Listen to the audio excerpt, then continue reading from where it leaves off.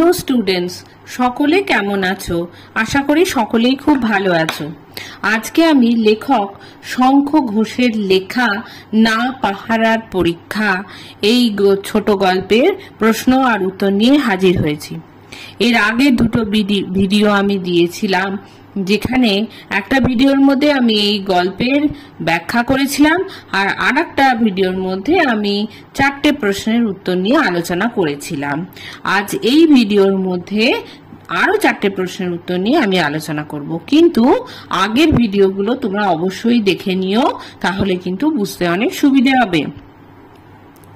ICSE এবং ISC বোর্ডের বাংলা বিষয়ে যে কোনো রকম সাহায্য পাওয়ার জন্য আমার চ্যানেলটিকে তোমরা ফলো করো, ভালো লাগলে লাইক দিও আর সাবস্ক্রাইব করার অনুরোধ রইল। তোমরা যত বেশি সাবস্ক্রাইব করবে তত আমার কাজের আরো বেশি উৎসাহ বাড়বে। তাহলে চলো আজকে আমি 5 নম্বর প্রশ্ন থেকে আলোচনা করব, আর তোমরা খুব মন দিয়ে শোনো, প্রয়োজনে লিখেও নিতে পারো। 5 নম্বর প্রশ্ন আছে, তাই ও নিয়ে আর ভাবছিলাম না আমরা, আত্মমর্যাদায় গরিয়ান হয়ে লিখে যাচ্ছিলাম সবাই। এখানে আছে, এর মান হলো 10। প্রথম প্রশ্ন, বক্তা কে? উত্তরটা শোনো।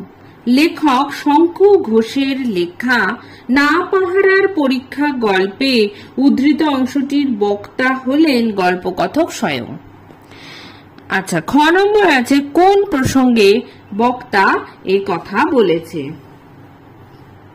হেডমাস্টার মশাই ঘোষণা করেছিলেন পরীক্ষায় যাতে কেউ নকল না করে। তিনি ঠিক করেছিলেন পরীক্ষার হলে কোনো গার্ড থাকবে না বা কোনো পাহারাদার থাকবে না।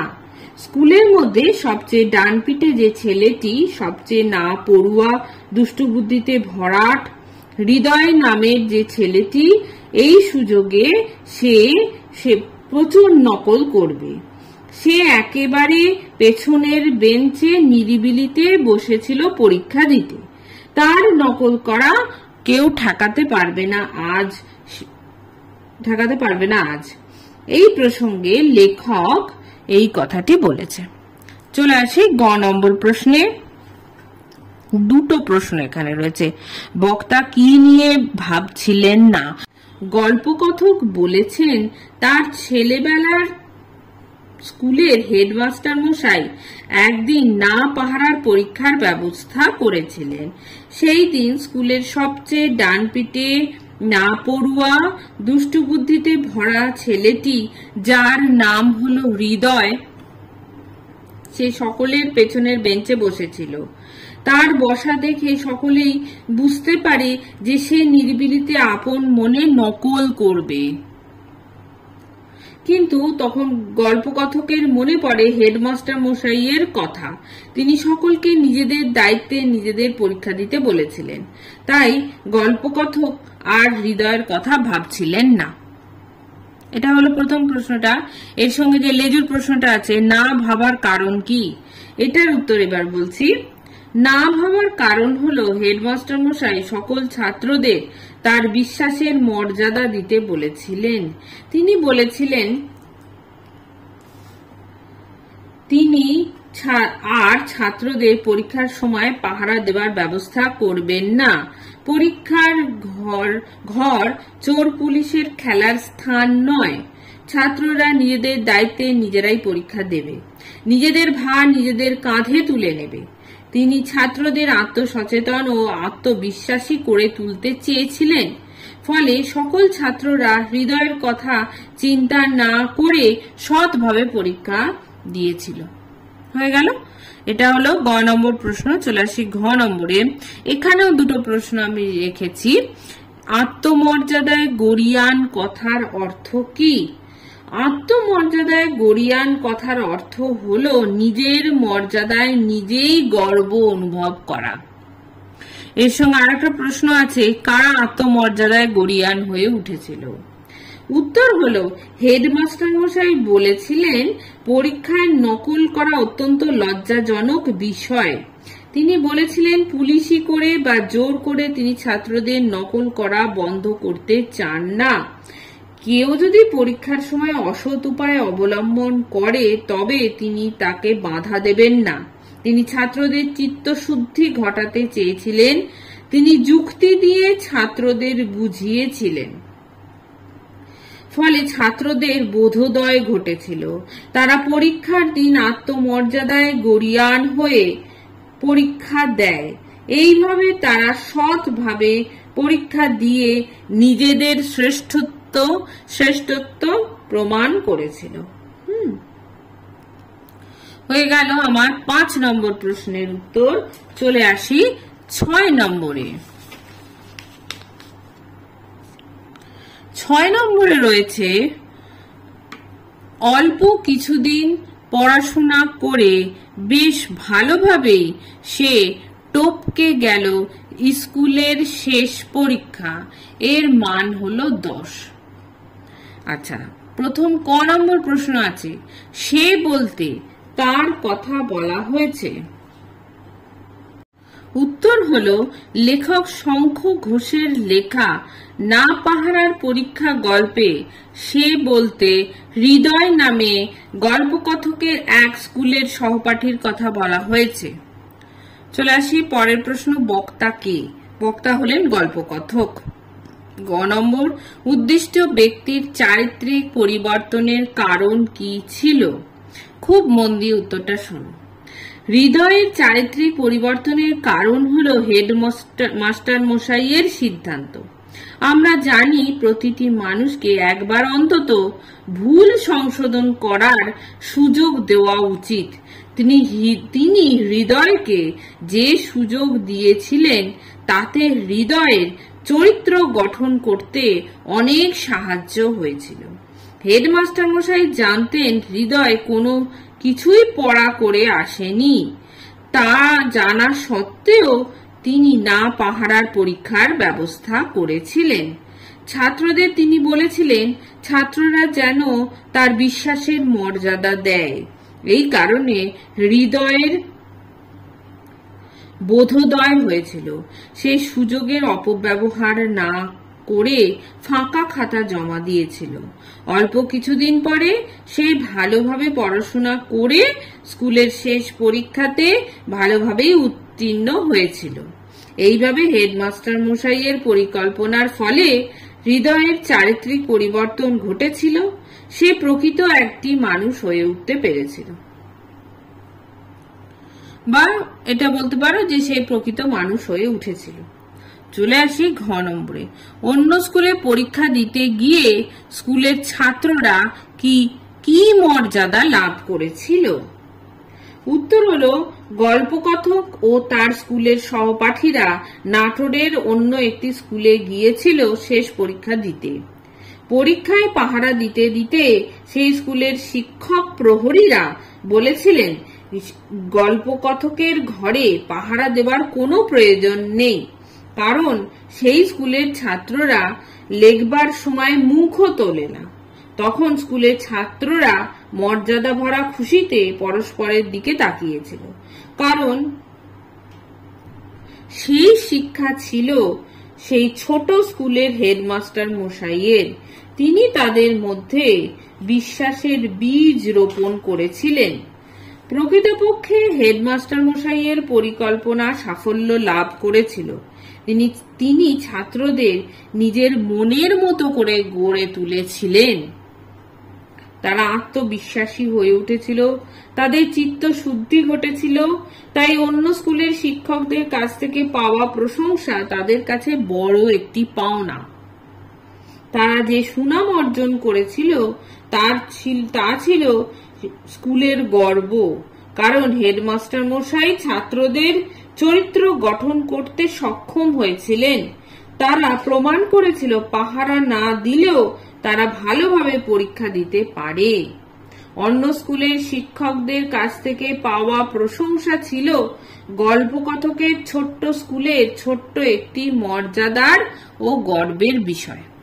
এই উত্তরটা একটু বড় হয়ে গেছে, প্রয়োজনে তোমরা একটু ছোট করে নিতে পারো। কেমন? চলে আসি আমার 7 নম্বর প্রশ্নতে। কিন্তু কেউ যদি নকল করে সত্যি সত্যি, যার মান হলো 10। প্রথম প্রশ্ন আছে ক নম্বরে, কে কাকে কথাটি বলেছে? লেখক শঙ্কু ঘোষের লেখা না পাহারার পরীক্ষা গল্পে গল্পকথকের স্কুলের এক সহপাঠী বিহ্বল হয়ে সেই স্কুলের হেডমাস্টার মশাইকে উদ্ধৃত কথাটি বলেছে। কেমন? চলে আসি খ নম্বরে, যাকে জিজ্ঞাসা করা হয়েছে সে কি উত্তর দিয়েছিল? উত্তর হলো, হেডমাস্টার মশাই যখন না পাহারার পরীক্ষা ব্যাপারটি ছাত্রদের কাছে ব্যাখ্যা করেছিলেন, বলেছিলেন ছাত্ররা যখন পরীক্ষা দেবে তখন পরীক্ষার হলে কোনো মাস্টারমশাই গার্ড দিতে আসবেন না। ছাত্ররা হলে পরীক্ষা দিয়ে খাতা জমা দিয়ে চলে যাবে। তখন একটি ছেলে আবেগবিহ্বল হয়ে উদ্ধৃত কথাটি বলেছিল। ছেলেটির প্রশ্নের উত্তরে হেডমাস্টার মশাই অতি সুন্দরভাবে বলেছিলেন যে ছেলেরা পরীক্ষা হলে নকল কেন করবে, আর যদি করেও তবে কি তাকে ভয় দেখিয়ে ঠেকাতে হবে? প্রশ্নবোধক চিহ্ন দেবে এক্ষেত্রে। কেমন? ভয় দেখিয়ে ঠেকাতে হবে? যদি সততার সঙ্গে পরীক্ষা দেওয়ার ভার ছাত্রদের উপরে ছেড়ে দেওয়া হয় তবে কি ছাত্ররা সেই ভার বহন করবে না? নকল করা বা অসৎ উপায় অবলম্বন করার কাজটি কিন্তু ভালো নয়, সেটা অন্যায়। তবে তারা নিজে থেকে তা বন্ধ করে দেবে। আর ভালো নয় বুঝেও যদি কেউ করে তবে সে সেই কাজটি করবে। পুলিশি করে তা ঠেকাবার কোনো প্রয়োজন নেই। এ ব্যাপারে হেডমাস্টার মশাই সকলের মত নিয়েছিল এবং সকলেই সমস্বরে তাকে সমর্থন করেছিল। হয়ে গেল। এবার চলে আসি গ নম্বর প্রশ্নতে। চোর পুলিশের খেলা বলতে কি বোঝানো হয়েছে? হেডমাস্টার মশাই অতি সুন্দরভাবে পরীক্ষার হলে মাস্টার মশাই ও ছাত্রদের পরীক্ষার সময় পারস্পরিক সম্পর্ক সম্বন্ধে মতামত ব্যক্ত করেছিলেন। ছাত্ররা পরীক্ষা হলে টোকাটুকি করে, অসৎ উপায় অবলম্বন করে, বই খুলে টোকে, সেটা বন্ধ করার জন্যই পরীক্ষা হলে মাস্টার মশাইরা গার্ড দেন। তাহলে সম্পর্কটা এমনই দাঁড়াচ্ছে যে ছাত্ররা যেন চোর আর মাস্টার মশাইরা যেন পুলিশ। ছাত্ররা চুরি করবে এটা ধরে নিয়েই মাস্টার মশাইরা গার্ড দেন যাতে তারা চুরি করতে না পারে, অসৎ উপায় অবলম্বন করতে না পারে। কারণ অসৎ উপায় অবলম্বন করবে জেনেই মাস্টার মশাইরা পুলিশের ভূমিকায় অবতীর্ণ হন। এটা তো ছাত্রদের কাছে একটি চরম লজ্জার বিষয়। তাদের কি কেউ একটুও বিশ্বাস করবে না, বা তাদের কি একটুও বিশ্বাস করা যাবে না? যদি পরীক্ষার হলে গার্ড না থাকে তবে কি তারা অসৎ উপায় অবলম্বন করবে? Question mark. চলে আসি ঘ নম্বর প্রশ্নের উত্তরে। পরীক্ষা ছাত্রদের কাছে কিভাবে মজার বিষয় হয়ে উঠেছিল? উত্তরটা হলো, গল্পকথক বলেছেন ছেলেবেলায় তারা যখন স্কুলে পরীক্ষা দিতে যেত তখন সেটা তাদের কাছে ছিল অত্যন্ত ভীতিজনক বিষয়। পরীক্ষা দেওয়া তাদের কাছে দুঃস্বপ্নের মতো ছিল। পরীক্ষার কথা ভাবলেই তাদের হাত পা ঠান্ডা হয়ে যেত।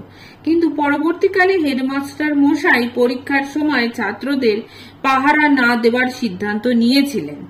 তিনি ছাত্রদের বিশ্বাস করতেন ও তাদেরকে বিশ্বাসের মর্যাদা দেওয়ার কথা বলেছিলেন। তিনি ছাত্রদের নিজেদের দায়িত্বে নিজেদের পরীক্ষা দিতে বলেছিলেন। সেই সিদ্ধান্তের কথা শুনে সকল ছাত্ররাই অত্যন্ত আনন্দিত হয়ে উঠেছিল। তারা সকলে নিজেরা পরীক্ষা দেবে, ঘরে কোনো ইনভিজিলেটর থাকবে না। সকলের একটি ভিন্ন রকমের উত্তেজনা হতে লাগলো। তারা সকলে এক নতুন অভিজ্ঞতা সঞ্চয় করবে। তাই ছাত্রদের কাছে পরীক্ষা দেওয়া একটি মজার বিষয় হয়ে উঠেছিল। সেদিন সকলেই আত্মমর্যাদায় গরিয়ান হয়ে সৎভাবে পরীক্ষা দিয়েছিল। চলে আসি আমার শেষ প্রশ্নতে। না পাহারার পরীক্ষা গল্পটি ছোট গল্প হিসেবে কতখানি সার্থক হয়েছে তা আলোচনা করো। উত্তর হবে, ছোট গল্প হলো লেখকের একটি সংহত গদ্য কাহিনী যার বক্তব্য কোনো ঘটনা, চরিত্র, পরিবেশকে অবলম্বন করে বিভিন্ন ঐক্য সংকটের মধ্য দিয়ে সমগ্রতা লাভ করে। ছোট গল্পের কতগুলি বৈশিষ্ট্য হলো, ছোট গল্পে ছোট ছোট কথার অবতারণা থাকবে। কাহিনী নিতান্তই সহজ সরল হবে। কাহিনীর মধ্যে কোনো ঘটনার ঘনঘটা থাকবে না। ছোট গল্পের মধ্যে কোনো বর্ণনার ছটা থাকবে না। গল্পের কাহিনী শুনে অনেক সময় শ্রোতা এবং পাঠকের 2-4 ফোঁটা অশ্রুজল ঝরে। ছোট গল্পের পরিণামই ব্যঞ্জনাবাহী। গল্পের কাহিনীতে ঘটনার একমুখীনতা এবং সূচনায় আকস্মিকতা থাকবে।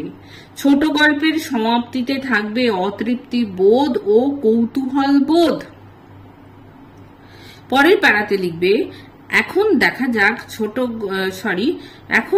যাক শঙ্খ ঘোষের না পাহারার পরীক্ষা গল্পে এই বৈশিষ্ট্যগুলি কতখানি লক্ষণীয় রয়েছে। আলোচ্য গল্পে ছোট ছোট কথার অবতারণা করা হয়েছে, যেমন পরীক্ষার ব্যাপারে হেডমাস্টার মশাইয়ের উপদেশ, ছেলেদের চরম উৎসাহ গার্ড ছাড়া পরীক্ষা দিতে, হৃদয়ের মতো ডানপিটে ছেলে ও নিরিবিলিতে বসে নকল না করা ইত্যাদি। গল্পের কাহিনীটি সহজ সরল হয়েছে, কোন রকম জটিলতা এখানে দেখা যায় না। কাহিনীর মধ্যে ঘটনার ঘনঘটাও নেই। না পাহারার পরীক্ষা গল্পের বিষয়বস্তু বর্ণনা করতে গিয়ে লেখক কোনো আড়ম্বরপূর্ণ ভাষা ব্যবহার করেননি। গল্পের কাহিনীর মধ্যে সুখ ও দুঃখের চিত্র রয়েছে, যেমন হৃদয় নামক ছেলেটি ডানপিটে হলেও সে ফেল করায় তার সহপাঠী ও পাঠকের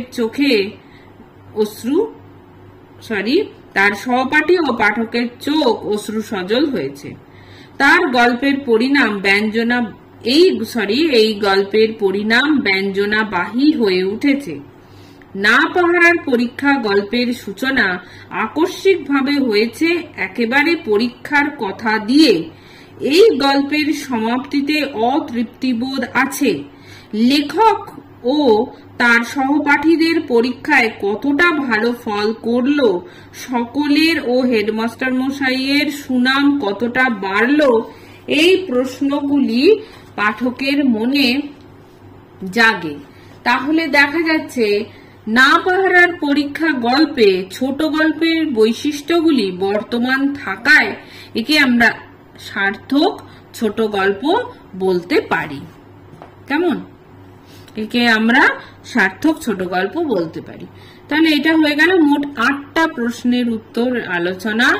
তোমরা এই প্রশ্নের উত্তরগুলো খুব ভালোভাবে শিখবে। তাহলে আশা করি এই গল্পের মধ্যে থেকে যে কোনো লাইন তুলে প্রশ্ন দিলে তোমরা অবশ্যই লিখতে পারবে। তোমাদের যদি তাও কোনো প্রশ্ন সম্পর্কে জিজ্ঞাসা থাকে তাহলে কমেন্ট বক্সে লিখবে, আমি উত্তর দেব। দেখা হবে পরবর্তী ভিডিওতে। সকলে খুব ভালো থেকো।